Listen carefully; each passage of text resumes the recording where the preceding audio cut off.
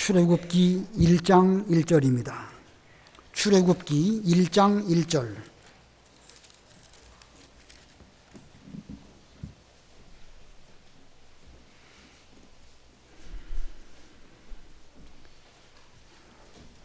출애굽기 1장 1절 마지막 절까지 봉독합니다.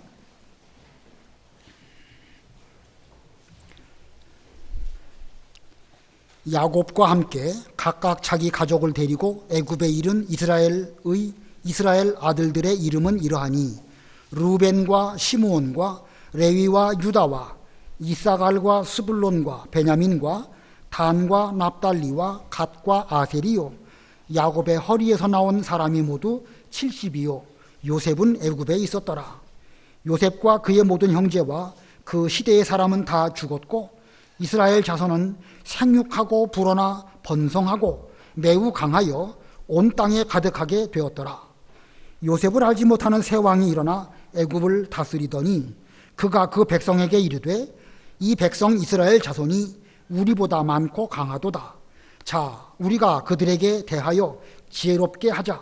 두렵건대 그들이 더 많게 되면 전쟁이 일어날 때에 우리 대적과 합하여 우리와 싸우고 이 땅에서 나갈까 하노라 하고 감독들을 그들 위에 세우고 그들에게 무거운 짐을 지워 괴롭게 하여 그들에게 바로를 위하여 국고성 비돔과 람셋을 건축하게 하니라.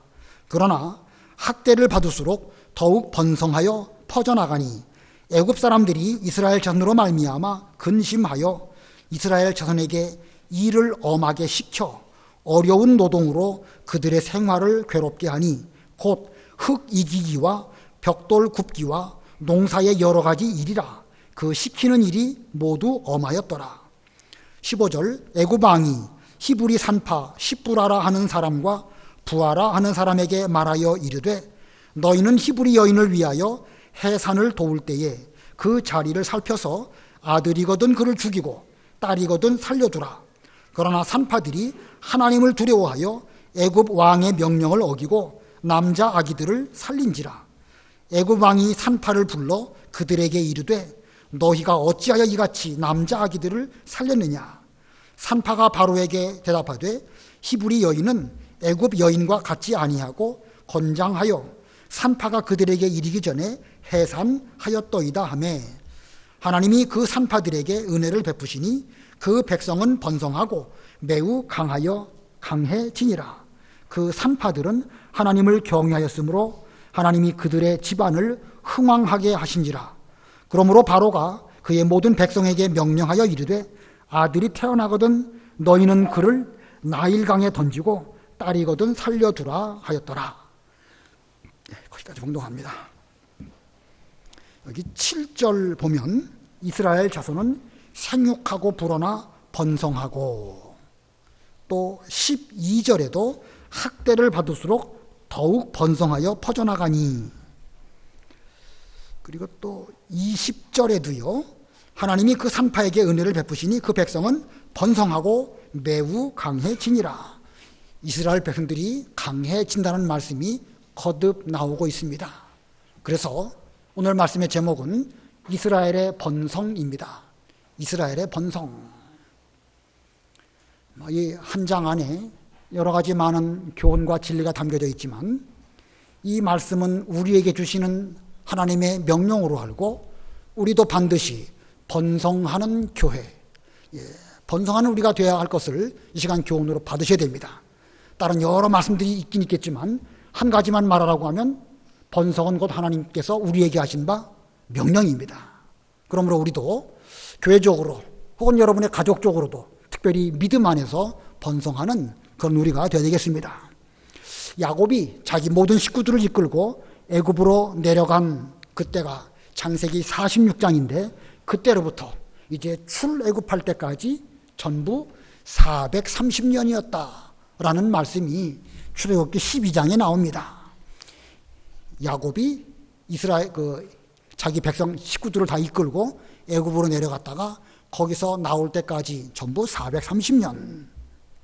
자, 애굽 땅에 머물렀던 기간 동안 야곱의 식구들은 번성하고 또 번성해서 이제는 큰 민족을 이루게 되었습니다.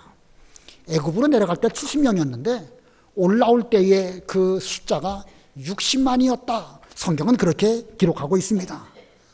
장정이 60만이니까 그 전체 숫자로 말한다고 하면 대략 한 200만 명쯤 되지 않았을까 이렇게 생각을 합니다.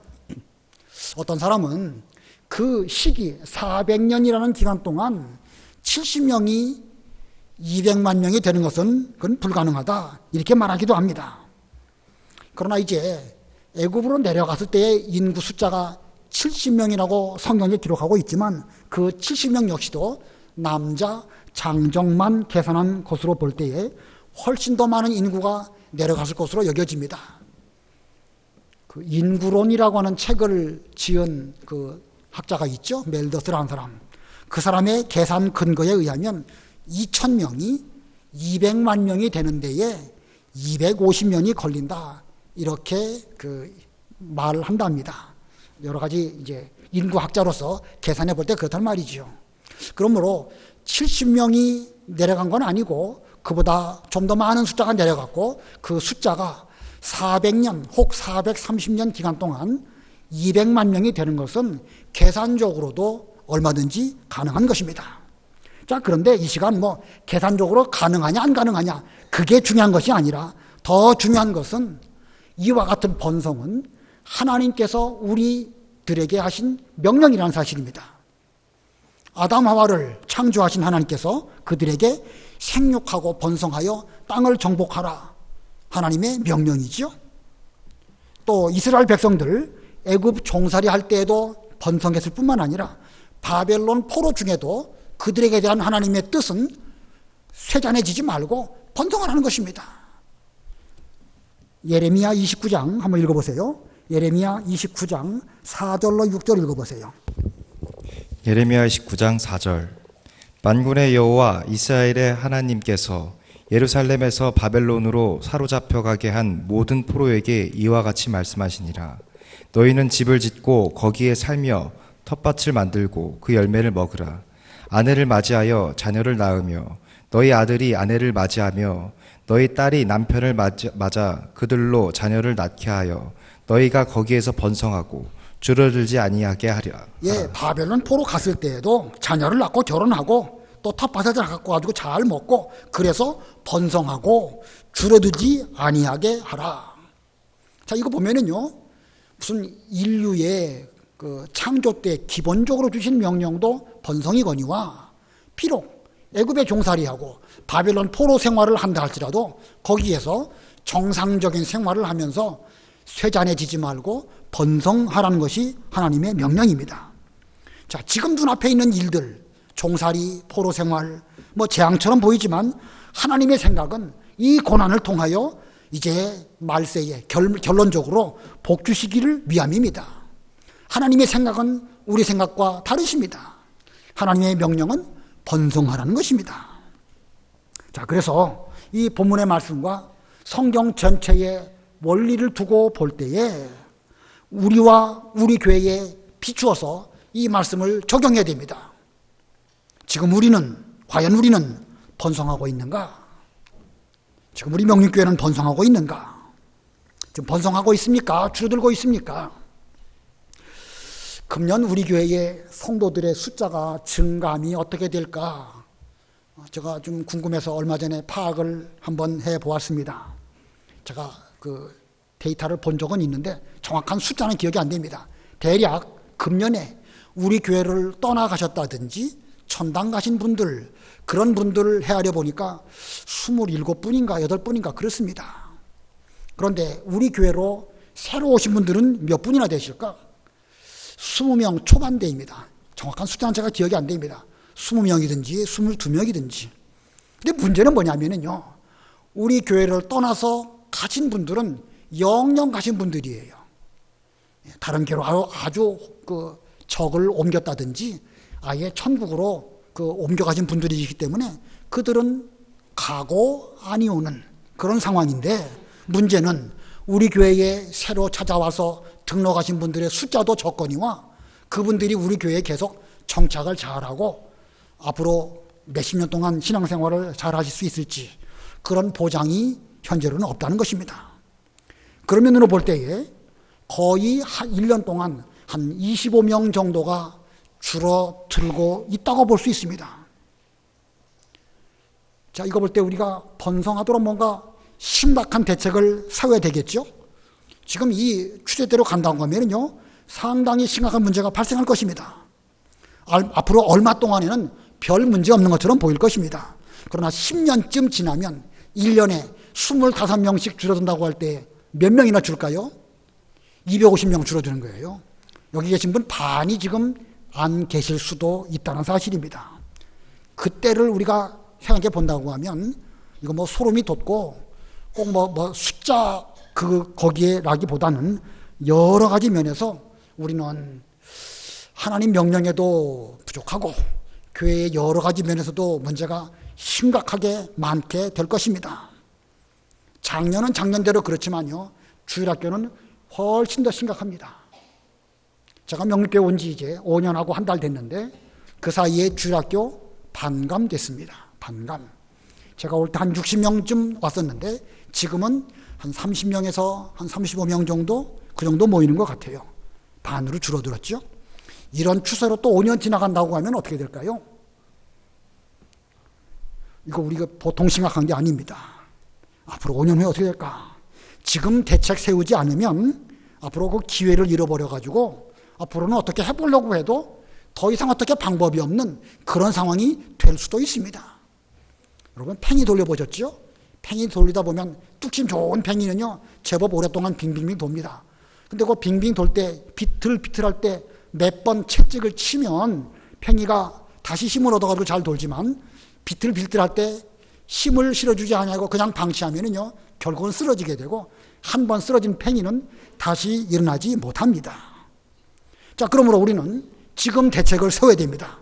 지금 대책 세우지 아니하고 이만저만 기회를 놓쳐서 한 번 주저앉아 버렸다, 다시 이렇게 세우기 어렵습니다. 오늘 본문의 제목이 이스라엘 번성인데 이스라엘 번성을 통해 가지고 우리는 반드시 번성하는 길로 가야 됩니다. 성경 말씀으로 역사적으로 이렇게 번성했다, 만약에 그런 정도만 하고 넘어가면은요, 그게 우리하고 무슨 상관입니까? 실제로 노력하고 실제로 일하는 이런 우리가 되어야 됩니다. 오늘 오전에도 세례에 대해서 배웠는데 물 세례를 받는 이유가 어디에 있습니까? 예수님은 그리스도 사역을 행하시기 위해서 물 세례를 받으신 것처럼 우리도 세례를 받았다고 하면 일해야 됩니다.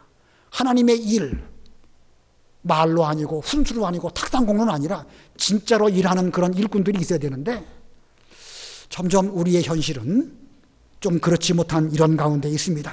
오늘 이스라엘 번성, 반드시 번성해야 된다. 어떻게 번성할 수 있을까? 좀 생각을 해보고 이 말씀에서 교훈을 받아가지고 그대로 일하고 그대로 순종하는 여러분들이 다 되어야 되겠습니다. 오늘 본문에서 어른들은 어떻게 될 것이고 젊은이들은 또 어떻게 될 것이고 그리고 이 일을 맡고 있는 실무자들은 또 어떻게 될 것이냐, 이런 세 가지 면으로 살펴보도록 하겠습니다. 첫 번째, 이스라엘 번성의 특징 가운데 첫 번째는요, 언약을 소망하고 번성했습니다. 언약을 소망하고 번성했다. 이 말씀은 여기 계신 어르신들이나 부모님들 잘 유념해서 들으셔야 됩니다. 하나님께서 일찍이 아브라함에게 언약을 주셨습니다. 이때로부터 약 600년 전 일입니다. 내 자손이 이방에서 계기되어 그들을 섬기겠고 400년 동안 괴롭게 하겠지만 그 후에 내 자손이 이 땅으로 돌아오리라. 창세기 15장에 하나님께서 쪼갠 고기 사이로 지나가시기 전 아브라함에게 주신 언약의 말씀입니다. 자, 400년 동안 이방에서 계기될 것이다, 이렇게 말씀하셨습니다. 자, 아브라함에게 그런 언약을 주셨고 이삭도 가나안 땅을 너와 내 후손에게 주겠다라고 언약하셨고 야곱이 애굽으로 내려오기를 망설일 때에도 하나님은 두려워하지 말고 애굽으로 내려가라. 내가 거기서 너로 큰 민족이 되게 해주겠다, 이렇게 말씀하십니다. 창세기 46장 3절 4절 읽어보세요. 창세기 46장 3절. 하나님이 이르시되 나는 하나님이라 내 아버지의 하나님이니 애굽으로 내려가기를 두려워하지 말라. 내가 거기서 너로 큰 민족을 이루게 하리라. 내가 너와 함께 애굽으로 내려가겠고 반드시 너를 인도하여 다시 올라올 것이며 요셉이 그의 손으로 내 눈을 감기리라 하셨더라. 예, 큰 민족을 이루게 해주실 것이라고 하나님께서 야곱에게 언약을 주셨습니다. 이렇게 믿음의 조상 아브라함, 이삭, 야곱은 그들이 받은 언약을 그 후손들에게 잘 말해 주었습니다. 심지어 요셉은 자기가 죽으면 자기 시체를 애굽 땅에 매장하지 말고 이제 입감만 하고 가나안 땅으로 너희들이 반드시 갈 터인데 그때 내 시체를 가나안 땅에 묻어달라, 이렇게 유언하면서 맹세까지 했습니다. 왜 그랬을까요? 뭐 자기 그 좋은 그 명당 찾아서 그 무덤 쓰라는 뜻으로 말한 건 아니죠. 자기 시체를 왜 애굽에 매장하지 말고 가나안 땅에 묻어달라고 말했을까? 출애굽에 관한 하나님의 언약을 그 이스라엘 백성들에게 마음에 깊이 심어주기 위해서 그는 죽음으로써 자기 시체를 두고도 백성들에게 맹세를 시켰던 것입니다. 가나안 땅 잊지 말고 종살이 힘들어도 하나님의 언약은 반드시 이루어진다, 이걸 심어주기 위해서 그는 그렇게 했던 것입니다. 비록 지금은 애굽에서 종살이하고 있지만 우리가 돌아갈 본향은 가나안 땅이다, 잊지 말아라. 아브라함 때부터 600년이 지나서 그 언약의 말씀이 백성들의 마음속에 있었고요, 요셉이 죽은 이후에 거의 한 300년 혹은 그 이상 동안 이스라엘 백성들 마음속에는 그 믿음의 조상들, 선지자들이죠, 선지자들로부터 받은 바 언약의 말씀이 그들 마음속에 있었습니다. 그래서 이스라엘 백성들의 형편이 어땠을까? 본문 6절 7절 다 같이 압독하십니다. 6절 7절 시작. 요셉과 그의 모든 형제와 그 시대의 사람은 다 죽었고 이스라엘 자손은 생육하고 불어나 번성하고 매우 강하여 온 땅에 가득하게 되었더라. 요셉도 죽었고 그의 모든 형제들도 죽었고 그 시대 사람들은 다 죽었습니다. 그러나 죽었어도 그들이 남겨준 하나님의 말씀, 하나님의 언약의 말씀은 후손들의 마음속에 남아있었습니다. 남아있어가지고 비록 종살이 하는 가운데 힘들어도 이 말씀은 조상들의 말이 아니라 하나님의 언약이다, 조상들은 죽었어도 이 말씀은 살아있고 하나님은 이 말씀을 반드시 우리 가운데 이루실 것이다, 이런 믿음을 가지고 그들은 종살이를 잘 이겼던 것입니다. 자, 무엇이 이들을 이렇게 했을까? 지나간 약 400년 동안 그 요셉이 죽은 후에 이스라엘 백성들 중에는 특별한 선지자가 없었습니다. 그냥 종살이하기 힘들고 바쁘고 괴로운 그런 시기였지만 그들은 번성했습니다. 왜 그들이 번성했을까? 히브리 백성들은 체질적으로 건강해서 그럴까? 그런 게 아닙니다. 조상들로부터 물려받은 하나님의 언약이 있었기 때문에 그들은 그 언약을 붙잡고 힘들고 어려운 가운데서도 하나님 잘 섬겼고 기쁘게 살았고 그러면서 점점 번성했던 것입니다. 그들에게는 언약이 곧 소망입니다. 마음속에 소망을 갖고 있는 사람하고 아닌 사람하고 사는 것 자체가 틀려요. 세상을 살아도요, 어떤 꿈이 있고 소망이 있는 사람은 열심히 노력합니다. 근데 꿈도 없고 소망도 없고 자포자기하는 사람, 뭐 모든 사람이 다 그런 건 아니지만 그 길에 노숙하는 사람들, 삶을 포기하는 사람들 아니겠습니까? 이 꿈이 없으면 그렇게 되는 거예요. 아메리칸 드림이라는 말이 있죠. 미국에 가가지고 열심히 노력하면 나도 누구처럼 부자가 될 수 있다. 요즘 또 중국도 그런 거 하더라고요. 중국몽 이렇게 써놓고 중국에 와서 열심히 노력하면 거기도 꿈이 있다. 자, 힘들어도 열심히 노력하면 세상에서도 하는 일이 잘 된다. 이런 면이 아주 중요합니다. 그러나 그런 것들은요, 세상 소망입니다. 세상 소망, 시간이 지나가면 늙고 점점 쇠해질 수밖에 없는 것, 이것이 곧 세상의 소망입니다. 그러나 하나님의 언약을 바라보는 소망은 산 소망이고 더럽히지 아니하고 쇠하지 않는 소망입니다. 시간이 지나가면 지나갈수록 하나님의 언약에 따른 소망은요, 점점 더 가슴이 벅차지게 되는 것이고, 노인이 되고 80이 되고 90이 되어도 하나님이 주신 산 소망은 결코 쇠하지 않습니다. 그러므로 우리도 이 소망을 가지고 세상을 살아가야 될 뿐만 아니라 우리의 다음 세대에게 하나님의 언약을 물려주어서 그것을 소망으로 살도록 하는 것, 이게 대단히 중요합니다. 아브라함, 이삭, 야곱이 그랬고 요셉이 그런 것처럼 여기 계신 여러 어르신들이나 우리 부모님들이 그와 같은 마음가짐으로 하나님 소망으로 신앙생활을 잘할 뿐만 아니라 우리 자녀들에게도 다른 거 말고 하나님의 언약, 이 말씀을 물려줘야 됩니다. 특별히 지금은 그 하나님의 언약을 물려주는 그런 시대가 아닐까. 앞으로 대한민국의 기독교가 어떻게 될까? 한 100년쯤 지나면 어떻게 될까? 지금 짧은 시간 안에 우리나라의 기독교가 부흥됐지만 역시 또 하나님의 기독교가 쇠락한다는 표현이 좀 맞지 않는 것처럼 보이지만 표현상 그렇습니다. 우리 대한민국의 기독교는 지금 하얀 곡선을 그리고 있습니다. 어제 기도원에서 어떤 목사님을 만났는데 통합 측 목사님이에요. 자기네 통합 측 한 해 동안 30만 명 숫자가 줄었답니다. 교족부상 통합 측에서 1년 동안 30만 명이 줄었다는 것입니다. 자, 이게 뭐 어느 교단만의 문제가 아니죠. 이런 상태로 100년 지났을 때에 그때는 어떻게 될까? 우리 교회는 어떻게 되고 우리 가정은 어떻게 될까? 추세가 그렇고 상황이 그렇고 여건이 그런다 할지라도 언약을 물려주는 그 사람들은 소망이 있습니다. 하나님의 말씀이 살아있는 교회는요, 아무리 어려워도요 생명이 있고 소망이 있습니다. 공부, 돈, 세상 들어가는 데 필요하죠. 그러나 그것도 한철입니다. 60대고 70대 보세요. 공부 많이 하고 뭐 돈 많이 벌고 물론 그건 나쁜 거 아닙니다. 그러나 얼마 지나면 배운 사람이나 안 배운 사람이나 똑똑한 사람이나 아닌 사람이나 부자나 가난한 사람이나 심지어 산 자나 죽은 자나 거기서 거기라는 것입니다. 성공하고도 불행한 사람도 많습니다. 우리는 무엇을 물려줄 것이냐?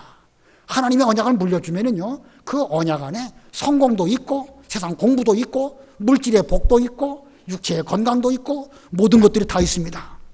언약 물려주는 그런 우리 교회 모든 어르신들과 우리 부모님들이 다 돼야 되겠습니다. 그다음에 두 번째로 이스라엘 번성의 특징의 두 번째는요, 학대와 고역 중에도 번성한 것입니다. 학대와 고역 중에도 번성했다. 이 말씀은 여기 계신 우리 젊은 분들 유념해서 들어야 됩니다. 이스라엘이 애굽으로 내려갔을 때에 요셉이 애굽의 총리였고 애굽왕 바로는 그 요셉에 대해서나 히브리 민족에 대해서 상당히 호의적이었습니다. 근데 시간이 지나가면서 점점 달라졌습니다. 새 왕이 일어나게 되었고 그들은 생각하기를 이스라엘 백성들이 애굽 사람보다 강하다. 그러니까 저들에게 무거운 짐을 지어줘가지고 저들로 번성하지 못하게 하지 않으면 언젠가 반란을 피운다든지 적과 붙어가지고 우리를 떠나갈 수도 있다. 이렇게 하면서 무거운 고역, 여러 가지 힘든 일들을 맡겼습니다. 그래서 국고성, 비돔, 라암셋이라고 하는 그 국고성을 건축하도록 시키면서 그들에게 벽돌을 굽게 하고 흙을 이기게 하고 농사 짓는 일들을 시켰습니다.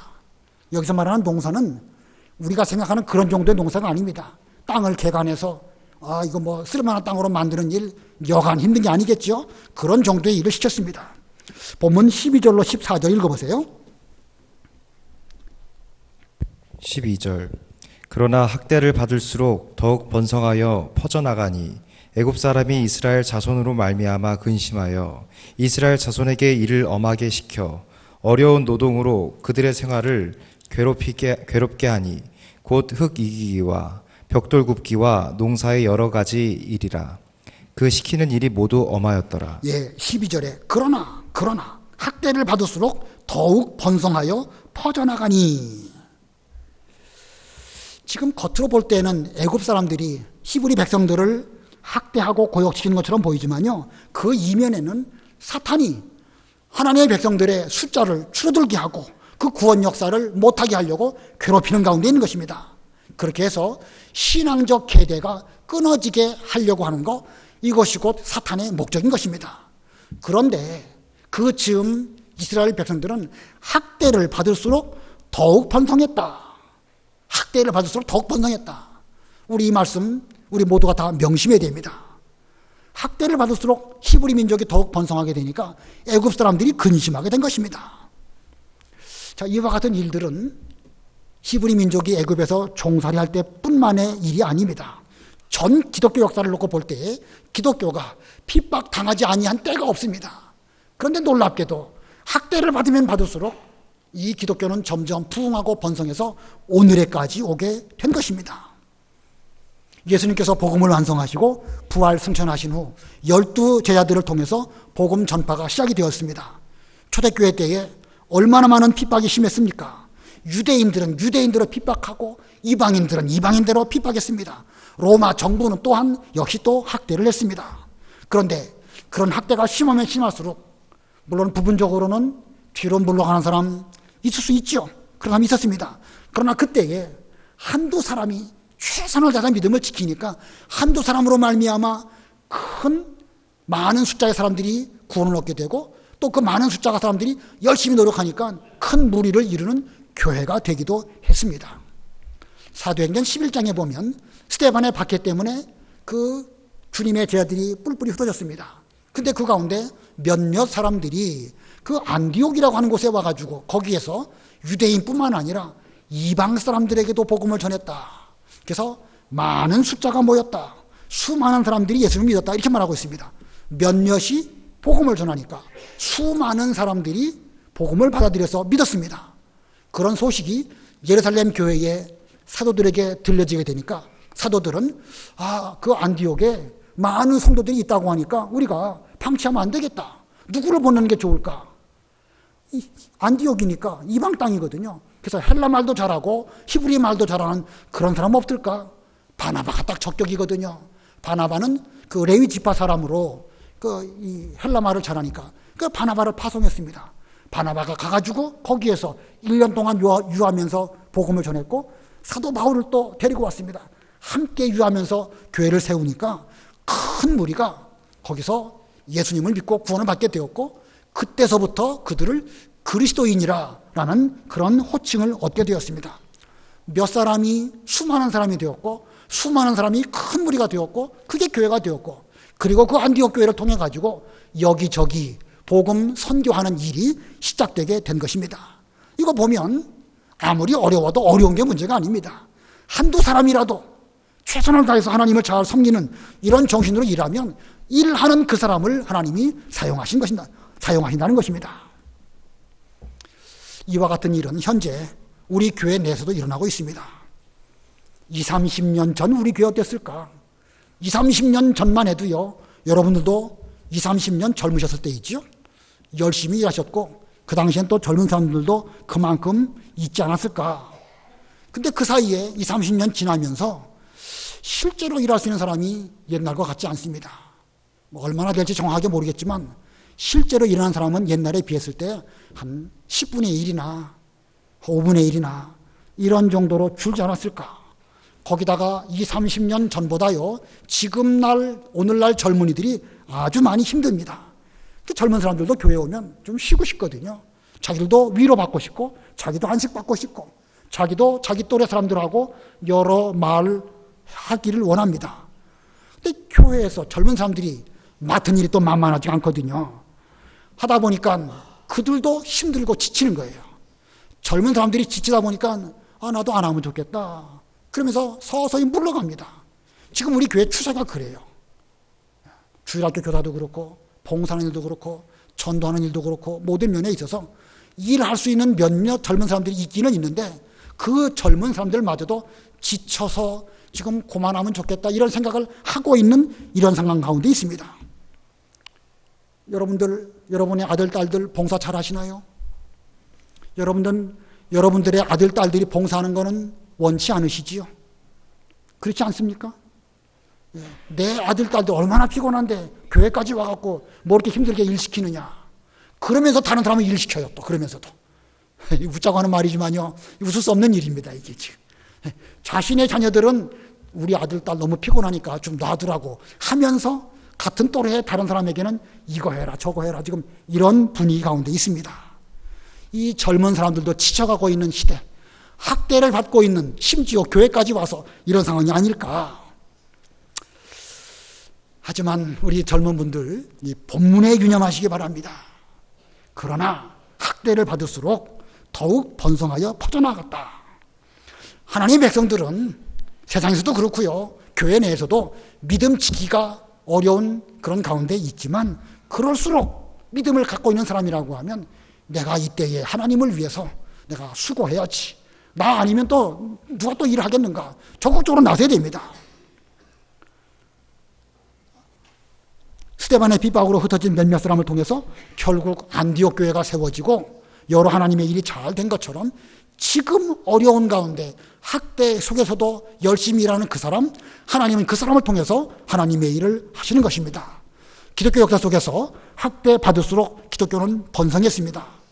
지금의 현실도 만만한 현실이 아닙니다. 그러나 이때 끝까지 살아남아서 믿음을 지키는 사람, 그 한두 사람, 하나님은 그 사람을 귀하게 여기시고 그 사람을 통해서 하나님의 교회 운동, 진리 운동 할 것입니다. 그러므로 학대 받을수록 쭈그러드는 젊은이 되지 말고 그 반대로 어려울수록 남들이 하지 않는 가운데서도 나라도 내가 하나님의 일을 해야 되겠다. 내가 지금 누구의 일을 하는 것이냐? 하나님의 일을 하는 것이고 복음을 섬기는 일이다. 이런 마음가짐으로 일을 하시는 젊은이들이 다 되시기 바랍니다. 자, 교회는 그런 사람 때문에 소망이 있습니다. 그런 사람 앞으로 교회에서 봉사 잘하고 앞으로 30년, 50년 지났을 때 어떻게 될까? 하나님 복 주실까요? 안 주실까요? 뭐 막연하게 무슨 뭐 복이나 받으라고 제가 여러분에게 이게 무슨 이렇게 말로 이렇게 꼬시는 거 아니에요. 성경에 그 하나님의 일을 위해서 몇십 년 수고한 그런 사람들 다 하나님께서 갚아주실 것입니다. 반드시 성경 원리가 그렇습니다. 그러므로 힘들어도 그러나 학대를 받을수록 더욱 번성했다. 힘써서 일하시는 그런 우리 젊은 분들 다 돼야 되겠습니다. 그 다음에 세 번째, 이스라엘의 번성의 세 번째는요, 산파로 말미암아 번성했습니다. 산파로 말미암아 번성했다. 이 바로 왕이 아무리 고역을 통해서 학대를 해도 이스라엘 백성들이 점점 번성하거든요. 이제 뭐 방법이 없어요. 그래서 히브리 산파들을 불렀습니다. 그리고 강압적으로 명령을 내립니다. 히브리 민족이 아기를 낳을 때에 딸이면 그냥 살려두고 사내 아이가 태어나면 죽여라. 이렇게 명령을 내렸습니다. 이 바로의 그 표적은 히브리 어른들이 아니라 히브리인 젊은 사내 아이들입니다. 사내 아이들을 아예 그냥 죽여서 씨를 말려야 앞으로 10년, 20년 뒤에 히브리 민족이 더 이상 번성하지 않을 것이기 때문에 바로 왕은 사내 아이를 죽이라고 이렇게 했던 것입니다.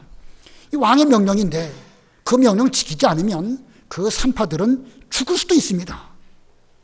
죽을 수도 있어요. 어떻게 되겠죠? 17절 읽어보세요. 17절 그러나 산파들이 하나님을 두려워하여 애굽 왕의 명령을 어기고 남자 아기들을 살린지라. 예, 하나님을 두려웠기 때문에 왕의 명령을 거역을 했습니다. 예, 하나님을 두려워했다.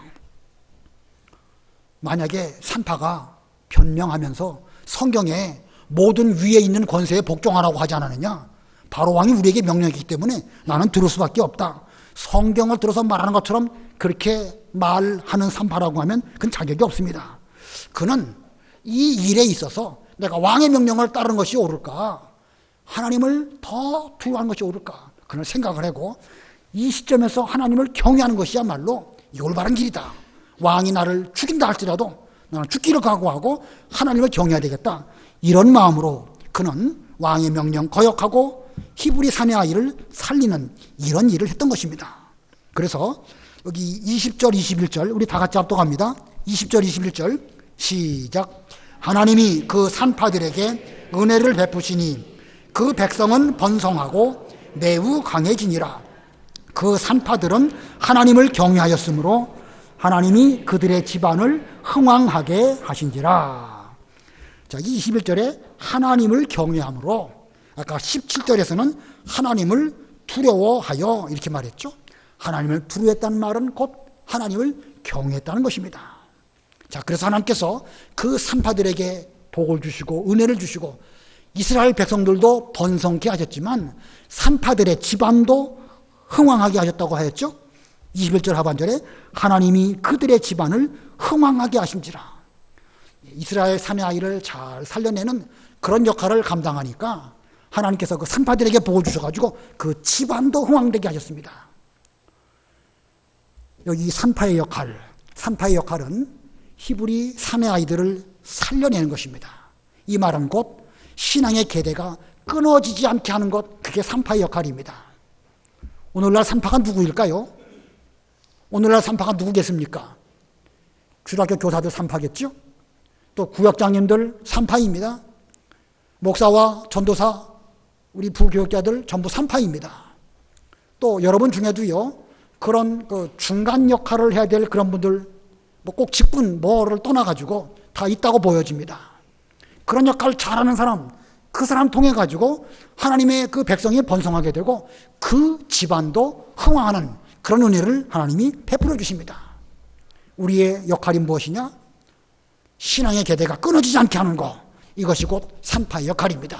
이 사명을 잘 감당하는 우리가 되어야 되겠습니다. 그리고 산파가 그 사명을 잘 감당하려면 어떻게 될 것이냐? 아까 산파는 누구를 두려웠다고 그랬습니까? 하나님을 두려워했고, 또 누구를 경외했다고요? 하나님을 경외했습니다.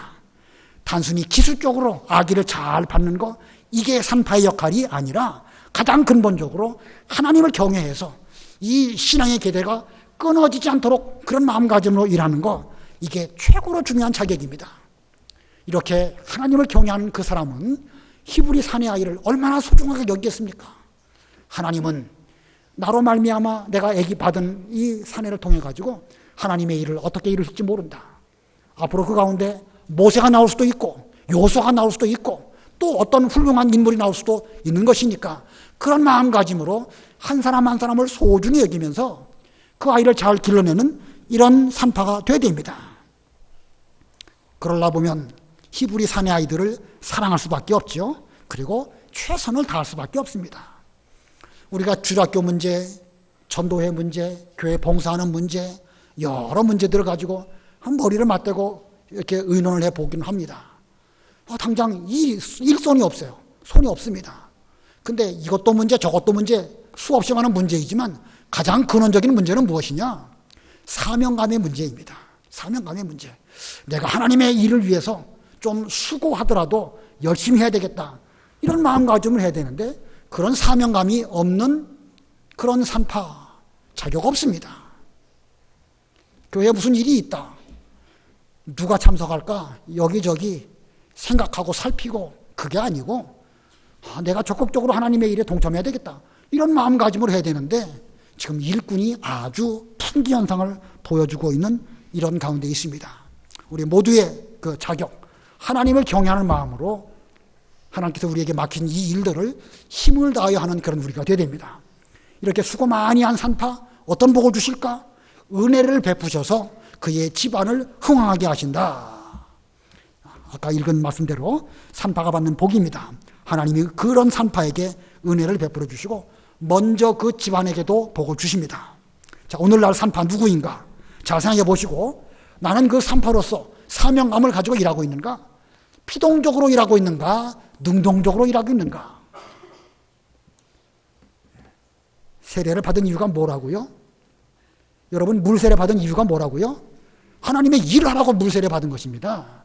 그냥 내 때로만 붙여가지고 나는 세례 받았습니다. 그게 아니고 일하는 일꾼 세우는 차원으로 꼭 그것만은 아니지만 일하는 사람을 길러내는 면으로 물세례를 받는 것입니다. 산파가 되었다고 하면 산파로서 사명감을 가지고 그 일을 잘 감당하는 그런 우리가 되어야 됩니다. 만일 그렇지 않다고 하면 죄송하지만 싹군일 수도 있고요. 바로왕에게 붙어서 자기 육신의 어떤 그 영달만 위한다고 하면 그건 어영 산파입니다. 그런 산파는 하나님의 일에 필요 없습니다. 자, 현재 우리는 이스라엘 백성들이 애굽에서 종살이하던 때와 같이 같은 상황 가운데 있습니다. 여러 고역으로 지치고 피곤하고 힘들고 점점 숫자는 줄어들 수밖에 없는 대외적인 여건 속에 있습니다. 그러나 이때에 우리가 어떻게 될 것이냐? 다 각각 자기 일을 해야 되는데 노인들은 뭘 하셔야 된다고요? 뭘 물어야 된다고요? 노인들 뭘 해야 됩니까? 아까 무엇을 붙잡고 그들이 소망을 삼았습니까? 하나님의 언약입니다. 언약. 하나님의 언약을 우리 자녀들에게 잘 심어주는 이 일, 아브라함, 이삭, 야곱이 그거 했고 요셉이 그거 한 것처럼 우리 나이 많으신 분들은요 그거 해야 됩니다. 그 다음에 젊은이들은 뭘 해야 된다고요? 세상 일에서 학대를 당할수록 번성해야 됩니다. 이까지 학대가 나의 신앙을 멈추게 할 수 없다. 50년 후에 내가 어떻게 될까? 50년 후에 내가 하나님으로부터 은혜와 복을 받을까 못 받을까? 지금 학대받을수록 믿는 일 더 잘하는 사람은요 반드시 복 주실 것입니다. 그러면 산파들은 히브리 사내들을 잘 구해내야 됩니다. 우리 교사들 특별히 그 사명 잘 감당해서 우리 명륜교회를 통하여 신앙의 계대가 잘 계승되어지고 번성하는 그런 교회가 되어야 되겠습니다. 그러기 위해서 모든 분들이 다 각각 자기 위치에서 자기 사명을 잘 감당할 때에 우리 교회가 소망이 있고 하나님의 일이 잘 될 줄로 믿습니다. 기도하시겠습니다. 하나님 아버지, 이스라엘 백성들이 야곱 때에 애굽으로 내려가서 430년 동안 거기서 살았지만 그들은 점점 번성했다고 하였습니다. 하나님, 그들이 번성한 여러 가지 요인들에 대해서 이 시간 말씀해 주셨는데, 요셉과 그의 형제들이 죽었지만 그들이 죽었음에도 불구하고 점점 번성할 수 있었던 것은 그들이 하나님의 선지자로서 하나님의 받은 바 언약의 말씀을 잘 계승해 주어서 그들 마음에 새겨 주었기 때문에 그들은 종살이 하는 가운데서도 그 언약을 소망으로 삼았습니다. 하나님, 앞으로 점점 더 믿음 지키기가 어려운 시대가 도래할 터인데, 하나님, 이 어려운 시대를 이길 수 있는 방법은 하나님의 말씀, 언약의 말씀밖에 없습니다. 먼저 믿은 저희들이, 부모 세대가 하나님 말씀을 잘 가르치고 이 말씀을 우리 자녀들의, 우리 주일학교 학생들의 심령에 새겨줄 수 있는 그런 어른들 되게 해주시옵소서. 또한 그들은 학대를 받을수록 더욱 번성하여 퍼져나갔다고 했습니다. 오늘날 우리 특별히 젊은 분들이 직장생활과 가정생활과 여러 일들로 피곤하고 지쳐서 교회 오면 쉬고 싶은 마음 금할 길이 없습니다. 하나님, 그러나 우리에게 사명감을 더하여 주셔서 내가 이 일을 하는 것은 사람의 일을 하는 것이 아니라 하나님의 일을 한다고 생각하며 이 일에 팔을 걷어붙이고 적극적으로 일하는 젊은 분들이 되셔서 앞으로 오랜 세월이 지난 뒤에 하나님께서 우리에게 어떻게 복을 주셨는지를 뒤돌아보며 감사할 수 있는 은혜를 베풀어 주시옵소서. 또한 우리 교회의 산파 역할 맡은 우리 교사들, 구역장들, 그 외의 여러 직분자들, 하나님 은혜 베풀어 주시고 사명에 투철하되 하나님을 경외하는 마음으로 신앙의 계대를 잘 이어가는 이 일에 저희들이 적극적으로 참여하는 사명감 있는 우리가 되게 해 주시옵소서. 바라옵기는 앞으로 우리 명륜교회, 하나님께서 우리에게 귀한 진리의 말씀 주셨습니다. 이 진리의 말씀을 높이 들고 세상에 대하여 올바른 사명과 역할을 감당해야 되겠는데, 하나님, 우리 교회 줄어들지 않게 주시옵시고 좀 더 많은 사람들이 이 말씀으로 찾아와서 은혜를 받고 함께 일하며 주님의 교회를 받들어 나가는 그런 교회 되게 해 주시옵소서. 예수님의 이름으로 기도드리옵나이다. 아멘.